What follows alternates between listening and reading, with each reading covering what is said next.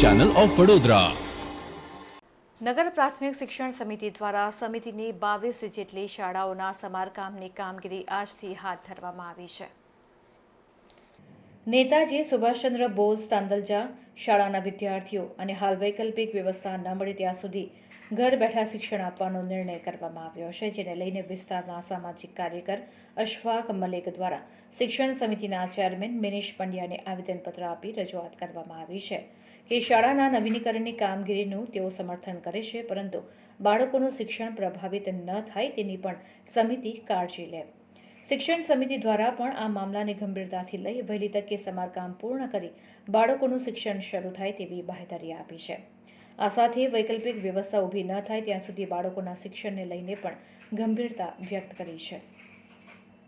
Complete થઈને પડેલા છે અને એ મકાનો હજુ સુધી કોઈને ફાળવી આવી નથી। સરકારી ઇમારત છે, કોર્પોરેશનના અંડરમાં આવતી ઇમારત છે, એટલે તમારે જો ભાડું ના ખર્ચવું હોય તો એ રસ્તો પણ છે।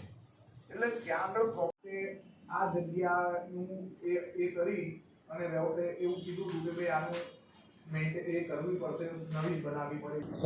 ત્યાંના એક એડવોકેટ વકીલ જે ત્યાંના આગેવાન છે એમના તરફથી એક રજૂઆત કરવામાં આવેલી કે નેતાજી સુભાષચંદ્ર બોઝમાં બાળકો ભણી રહ્યા છે, 800 જેટલા બાળકો ભણી રહ્યા છે, એ લોકોની કોઈ વૈકલ્પિક વ્યવસ્થા કરવાની હોય તો અમારા તરફથી પૂરેપૂરો સાથ અને સહકાર આપીશું, કાં તો શાળાને તાત્કાલિક રિપેરિંગ કરવાનું કે રીતનું આયોજન છે એ માટેનું એમને મને પત્ર આપેલો।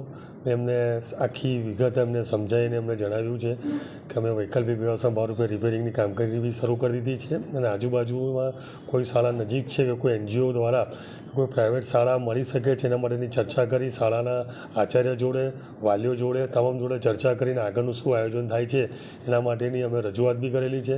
એમને મેં સમજાવ્યા છે કે તમારો બી સાથ સહકાર જરૂર છે, બાળકોના સ્વાસ્થ્યની સાથે સુરક્ષા સાથે શિક્ષણ પણ ના બગડે એ માટે તમારે બી સાથ સહકાર આપવો છે। એમને મને બાંહેધરી આપી છે અને અમને વિશ્વાસ આપ્યો છે કે કોઈપણ પ્રકારની અમારી જરૂરિયાત હશે તો અમે એ પ્રમાણે કામ કરવા માટે તૈયાર છીએ।